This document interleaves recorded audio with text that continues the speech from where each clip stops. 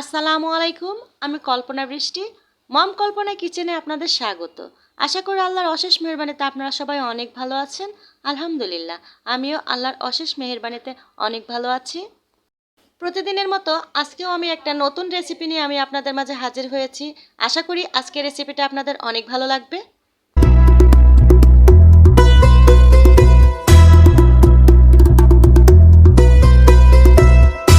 আজকের রেসিপিটা হচ্ছে রুই মাছের কালিয়া বা রুই মাছের ভুনা।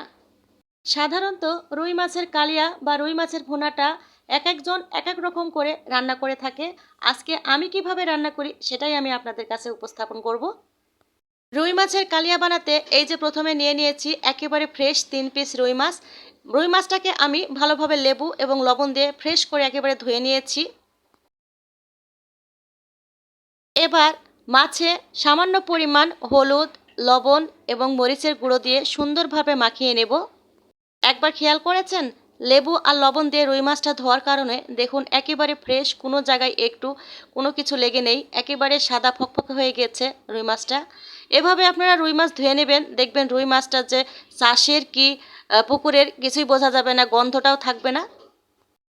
এই তো রুই মাছটাকে আমি সামান্য পরিমাণ লবণ, হলুদ আর মরিচের গুঁড়ো দিয়ে সুন্দরভাবে এপিট ওপিট ভালো করে মাখিয়ে নিয়েছি। কিচেনে যাওয়ার আগে আমি এখানে কিছু মশলা প্রস্তুত করে নেব। এই যে দেখুন, ভালো করে আপনারা খেয়াল করবেন। প্রথমে নিয়ে নিয়েছি 1 চা চামচ মরিচের গুঁড়ো, আর তারপরে নিয়ে নিয়েছি 1 চা চামচ ধনে গুঁড়ো, এরপরে নিয়েছি 1 চা চামচের একটু কম পরিমাণ হলুদের গুঁড়ো, এবার 1 চা চামচ লবণ। একটু চামচের দিকে খেয়াল করবেন, আমি চামচ কিন্তু একেবারে ভরে ভরে দিই নাই, একদম মাথা কেটে নিয়ে নিয়ে দিয়েছি।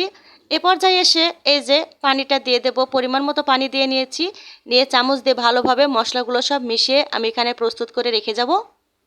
গুঁড়ো মশলাগুলো এইভাবে যদি মিশিয়ে নিই তাহলে আমার বাটা মশলার সাথে এগুলো অ্যাডজাস্ট হবে, খুব সুন্দর একটা টেস্ট আসবে।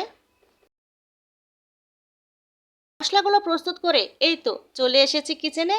এসেই আমি 3টা মাছ ভাজবো, আর এই তেলেই আমি 3টা মাছ রান্না করব, সেই পরিমাণে আমি তেল দিয়ে নিয়েছি। সত্য কথা বলতে কি, তেলটা হচ্ছে নিজের মধ্যে, আমি এই পরিমাণে তেল দিতে পারবো এই মাছ 3টাতে, এর চেয়ে বেশি দিতে পারবো না, তাই এই পরিমাণে দিয়ে নিয়েছি। মাছটা যখন এক পাশ ভাজা হয়ে যাবে আমি অপর পাশটাও উল্টে দেব সুন্দর করে। খেয়াল রাখতে হবে মাছটা একেবারে কড়া করে ভাজা যাবে না, হালকা হালকা করে মাছটা ভেজে নিতে হবে।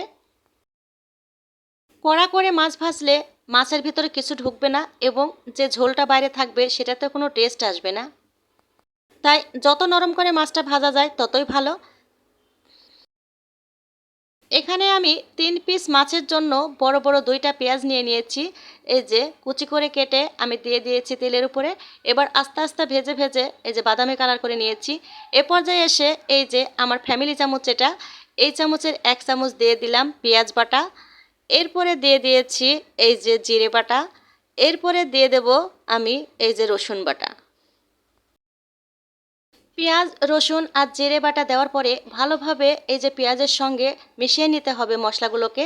এই যে এভাবে ভালোভাবে নেড়েচেড়ে সুন্দর করে মশলাগুলো মিশিয়ে নেওয়ার পরে এ পর্যায়ে এসে এই যে দিয়ে দেব একটা মতো এলাচ আর একটা তেজপাতা আমি কেটে 2 টুকরো করে নিয়েছি। আমার মতে এখানে দারচিনি না ব্যবহার করাই ভালো, দারচিনি ব্যবহার করলে মাছটা যেন কেমন কড়া হয়ে যায়, খেতে ভালো লাগে না। পেঁয়াজের সঙ্গে যখন মশলাগুলো কষানো হয়ে যাবে এ পর্যায়ে এসে মরিচের গুঁড়ো, ধনের গুঁড়ো, লবণ এবং হলুদের গুঁড়ো এক জায়গায় যেটা পেস্ট করে রেখেছিলাম সেটা আমি সম্পূর্ণ দিয়ে দেব। দেওয়ার পরে এই যে এইভাবে ভালোভাবে মিশিয়ে আমি সব মশলাগুলো একসঙ্গে কষিয়ে নেব। মশলাগুলো আমার কষানো হয়ে গিয়েছে, এবার ঢাকনা দিয়ে 5 মিনিট ঢেকে রাখবো। এ পর্যায়ে এসে আমি আপনাদের কাছে কিছু রিকোয়েস্ট করে নিই। আমার এই ভিডিওটি দেখতে দেখতে যদি কোনো অংশ আপনাদের ভালো লেগে যায় তাহলে অবশ্যই একটা লাইক দিয়ে দেবেন। মশলাটা যখন ঠিকমতো কষানো হয়ে যাবে এই যে আমি এই গ্লাসের 1 গ্লাস মতো পানি দিয়ে নিয়েছি। 3 পিস মাছের জন্য এই 1 গ্লাস পানি এনাফ। ভিডিও দেখতে দেখতে যদি ভালো লেগে যায় তাহলে অবশ্যই একটা সাবস্ক্রাইব করে দেবেন। সাবস্ক্রাইব করার পরে পাশে থাকা বেল বাটনটা অবশ্যই প্রেস করে দেবেন। বেল বাটনটা প্রেস করলে আমার নোটিফিকেশন যথাযথ আপনার চ্যানেলে পৌঁছে যাবে। আপনারা খেয়াল করেছেন আমি অনেক দূর এগিয়ে এসেছি। মশলাগুলো কষিয়ে নেওয়ার পরে পানি দেওয়ার পরে আমি আরও 5 মিনিট আমি ঢেকে রেখেছিলাম ঢাকনা দিয়ে।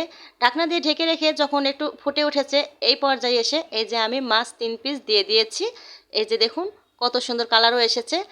মাছটা দেওয়ার পরে এবার আবারও আমি 5 মিনিট ঢেকে রাখবো ঢাকনা দিয়ে। এই যে দেখুন, এই পর্যায়ে এসে মাছের কি কালার এসেছে আর কত সুন্দর মাছের, এই যে দেখুন ঝোলটা অনেক সুন্দর দেখতে হচ্ছে, তাই না?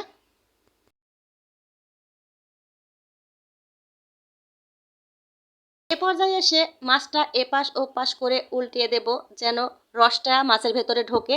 এবার আবার 5 মিনিট মতো আমি ঢাকনা দিয়ে ঢেকে রাখবো। এই যে দেখুন, ঢাকনা উঠিয়ে দেখুন কি পরিমাণ সুন্দর একেবারে তেল বের হয়েছে, কত সুন্দর দেখতে হয়েছে। রুই মাছের কালিয়া বা রুই মাছের ভুনা বা রুই মাছেরই পাতলা ঝোল, যেটাই হোক না কেন মশলার দিকে সবসময় আপনারা খেয়াল রাখবেন। এইভাবে স্টেপ বাই স্টেপ যদি আপনারা ফলো করে রুই মাছের কালিয়া বা রুই মাছের ভুনা যদি রান্না করেন, তাহলে অবশ্যই যেই খাবে সেই একটু হলেও বলবে অনেক টেস্ট হয়েছে।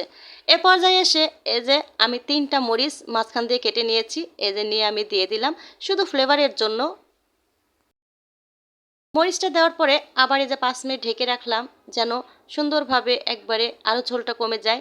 এ পর্যায়ে এসে এই যে জিরে ভেজে একেবারে গুঁড়ো করে নিয়েছি, এটা লাস্টের দিকে ছিটিয়ে দিতে হবে। এটা আমাদের কুষ্টিয়ায় সব জায়গায় চলে, কিছু করার নেই, কারণ আমরা এটা না দিলে লাস্টের দিকে মাছ আমাদের কাছে সেরকম টেস্ট লাগবে না। আপনারা নামানোর কিছুক্ষণ আগে এই যে জিরে ভেজে যে গুঁড়ো করে এটা দিয়ে দেবেন, দেখবেন আসলে খুব টেস্ট লাগে। এ পর্যায়ে এসে এই যে আমি দিয়ে দেব ধনেপাতা। আমি অল্প করেই ধনেপাতা দিয়ে দেব, না হলে কালারটা ধনেপাতায় কেমন যেন নষ্ট হয়ে যাবে। এই তো হয়ে গেল সেই কাঙ্ক্ষিত রুই মাছের কালিয়া বা রুই মাছের ভুনা। আমার ভিডিওটি আপনারা যদি দেখে থাকেন তাহলে অবশ্যই সবার মাঝে শেয়ার করবেন।